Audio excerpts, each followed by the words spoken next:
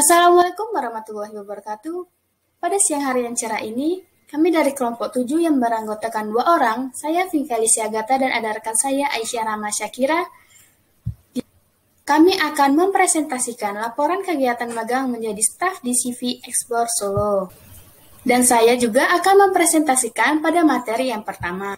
Sebelum kita membuat laporan kegiatan, kita harus terlebih dahulu apa saja struktur yang ada pada laporan kegiatan. Yang pertama ada bab 1 pendahuluan. Di tahap pendahuluan pada laporan kegiatan ini berfungsi untuk menyampaikan latar belakang kegiatan yang telah dilaksanakan, gambaran tentang jenis dan bentuk kegiatan, tujuan, manfaat, serta strategi yang digunakan untuk melaksanakan kegiatan tersebut. Yang pertama ada ringkasan. Seperti yang kita lihat di sini, di ringkasan ini adalah laporan kegiatan yang intisari dari keseluruhan kegiatan yang dilakukan. Dan pada ringkasan ini, genre yang digunakan adalah genre deskripsi. Dan ringkasan juga mengandung unsur-unsur. Apa-apa saja unsur-unsurnya? Yang pertama, ada uraian 1, dia tujuan kegiatan. Seperti yang di sini tulisan berwarna merah. Uraian 1 ini, penulisan tujuan akhir ini disajikan untuk memperoleh gambaran tentang ini dianya tujuan kegiatan. Dan uraian kedua, deskripsi kegiatan. Di sini tugas akhir ini dibuat sebagai laporan dari praktik kerja yang telah dilaksanakan di kantor CV Explore Solo. Dan yang ketiga, pelaksanaan kegiatan. Untuk mengatasi kendala itu, ini di sini sudah termasuk inti dari pelaksanaan kegiatan.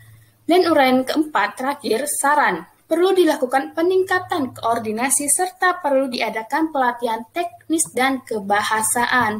Selanjutnya ada 1.1 latar belakang kegiatan. Di sini ada kalimat yang bercetak tebal di sini. Ini dia sebagai deskripsi, sedangkan kalimat yang digaris bawahi itu dia formulasi bahasa eksposisi. Seperti ini, CV Explore Solo akan menyediakan lapangan kerja bagi mahasiswa magang untuk dapat mengaplikasikan ilmunya dengan menjadi staf yang berkompeten di bidang pariwisata dan humas atau public relation. Selanjutnya, 1.2 objek praktik kerja dan strategi pelaksanaannya. Di objek kegiatan berupa praktik kerja lapangan dirumuskan sebagai berikut. Bagaimanakah peran mahasiswa dalam menjadi staf yang berkompeten di bidang pariwisata dan humas atau public relation di CV Explore Solo? Selain menjalani pekerjaan sebagai petugas kantor, strategi yang dipilih adalah observasi dan wawancara kepada pihak-pihak yang berkompeten. Praktik kerja ini dilaksanakan pada bulan Februari sampai dengan bulan April 2014. Hasil kegiatan ini dituangkan menjadi laporan dengan judul kegiatan magang menjadi staf di CV Explore Solo. Judul itu adalah tugas akhir yang disusun sebagai laporan praktik kerja lapangan di lokasi tersebut. Dan selanjutnya 1.3 tujuan kegiatan. Tujuan kegiatan dilaksanakannya KKM ini ada 2. Yang pertama, untuk mendapatkan pengalaman kerja dengan mempraktikkan kemampuan bahasa Inggris di CV Explore Solo. Dan yang kedua, untuk mengetahui sejauh mana ilmu yang didapat di bangku kuliah dapat menunjang pekerjaan yang dikerjakan. Dan struktur selanjutnya ada bab 2 deskripsi kegiatan. Di tahap ini dia berisi laporan tentang nama kegiatan, waktu kegiatan, dan pelaksanaan kegiatan. Seperti yang kita lihat di sini ada 2.1 nama kegiatan. Nama kegiatan di sini adalah kegiatan yang dilaksanakan itu sendiri. Seperti yang kita lihat, kegiatan itu berbentuk praktik kerja lapangan. Kegiatan ini dilaksanakan di bagian kantor CV Explore Solo. Secara lebih khusus, praktik kerja lapangan ini dilaksanakan oleh mahasiswa sebagai syarat kelulusan program studi D3 jurusan Sastra Inggris Universitas 11 Maret. Dan ada 2.2 lokasi kegiatan. Lokasi kegiatan ini di mana kegiatan ini dilaksanakan? Di sini ada tempatnya di CV Explore Solo. Yang selanjutnya ada 2.3 waktu kegiatan. Waktu kegiatan adalah rentang waktu dilaksanakan akan kegiatan itu. Seperti yang kita lihat di sini, kegiatan praktik kerja lapangan ini dilaksanakan dari bulan Februari sampai dengan bulan April 2014. Waktu masuk kerja diatur sesuai dengan jadwal yang ditetapkan oleh pimpinan.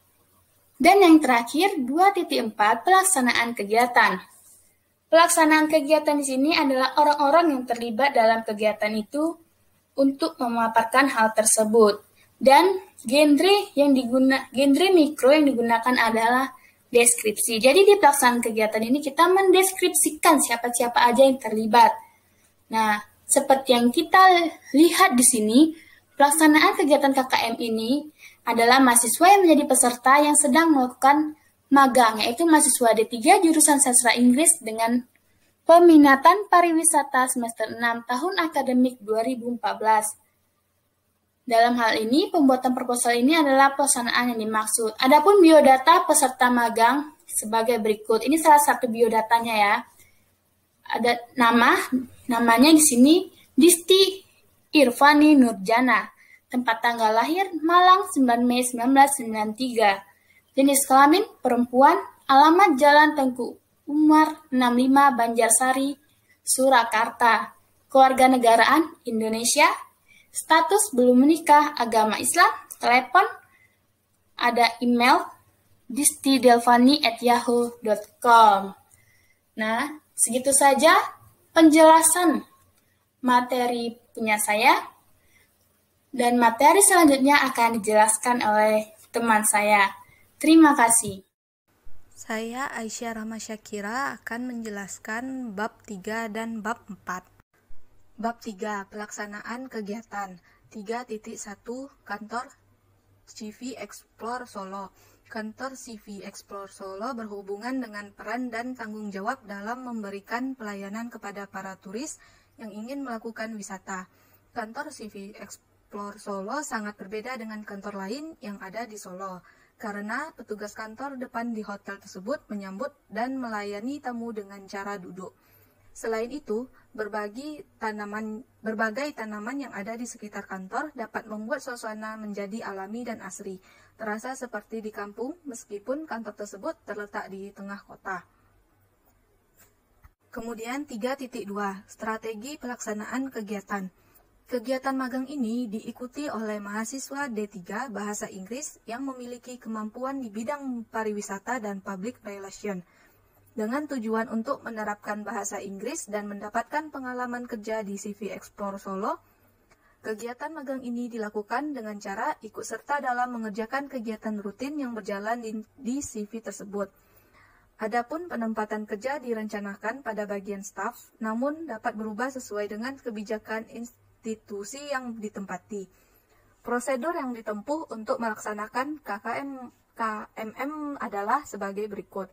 Yang pertama, survei awal untuk menentukan waktu dan tempat KMM. Yang kedua, mengajukan usulan tertulis. Yang ketiga, melaksanakan KMM setelah usulan disetujui. Yang keempat, membuat laporan pelaksanaan setelah KMM selesai. Pelaksanaan kegiatan praktik kerja lapangan ini adalah mahasiswa D3 Bahasa Inggris dan Seni Rupa Universitas 11 Maret Surakarta.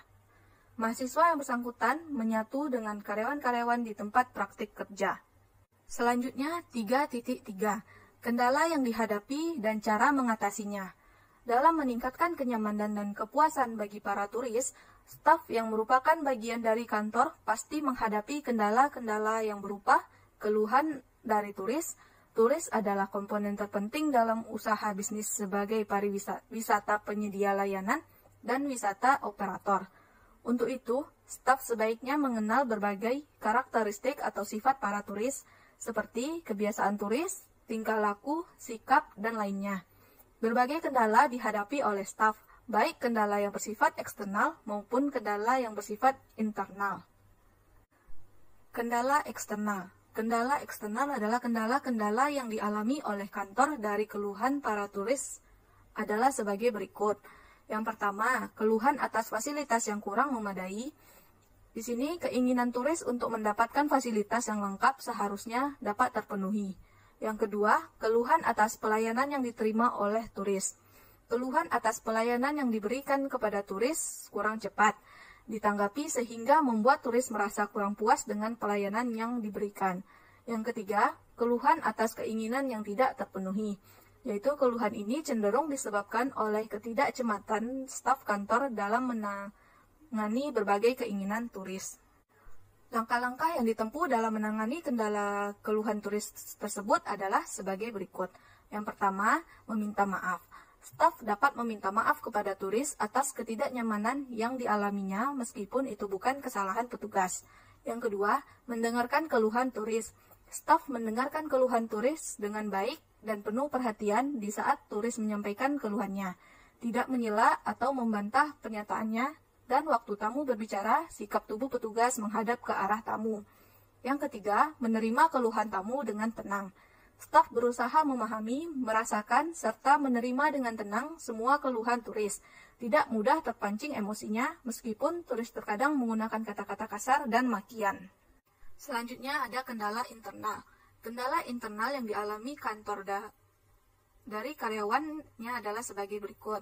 Yang pertama, kurangnya komunikasi antar staf kantor dalam satu departemen atau antar departemen. Yang kedua, sifat arogan yang timbul pada setiap staf kantor karena dia merasa ahli dalam bidangnya. Dan hal itu kadang-kadang menimbulkan persaingan yang tidak sehat di antara staf di lokasi kerja. Yang ketiga, kurangnya rasa tanggung jawab dalam menjalankan pekerjaannya masing-masing. Langkah-langkah penanganan kendala internal yang dihadapi oleh petugas adalah sebagai berikut. Yang pertama, pimpinan mengadakan briefing sebelum melakukan pekerjaan pada waktu pergantian shift. Yang kedua, petugas selalu membaca logbook setiap akan terjadi pergantian shift supaya yang bersangkutan mengetahui apa yang terjadi di shift sebelumnya. Yang ketiga, petugas meningkatkan rasa saling percaya dan melakukan kerjasama yang baik. Bab terakhir, bab 4, bab penutup. 4.1, di sini ada kesimpulan. Dari pelaksanaan kegiatan praktik kerja di CV Explore dapat dikemukakan berbagai simpulan berikut ini.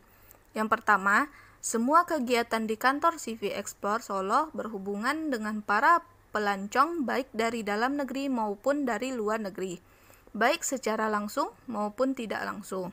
Mahasiswa yang melakukan praktik kerja menyadari bahwa hal ini juga berlaku di kantor CV Explore Solo. Yang kedua, kantor CV Explore Solo mempunyai peran dan tanggung jawab yang sangat penting dalam memberikan pelayanan yang baik kepada pelancong untuk meningkatkan kenyamanan dan kepuasan.